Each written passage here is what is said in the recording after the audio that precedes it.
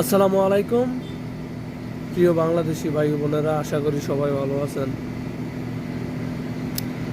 দেখেন, এই যে মিডল ইস্টের মধ্যে যুদ্ধ চলতেছে, যুদ্ধের ধারা কোন দিকের থেকে যে কোন দিকে গৈর খায় এটা বলা যাইতেছে না।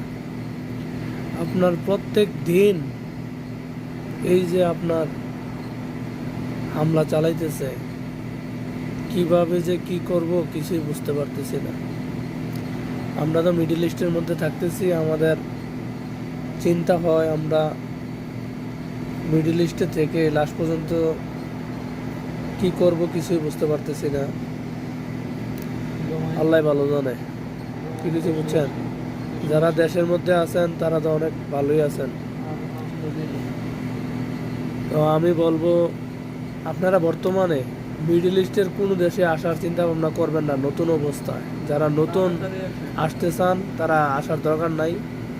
আর যদি বিদেশ করার ইচ্ছা হয় তাহলে আপনারা অন্যদিকে মুভ করতে পারেন। মালয়েশিয়া আছে, তারপর মালদ্বীপ আছে, ওইসব দেশের দিকে আপনারা মুভ করতে পারেন।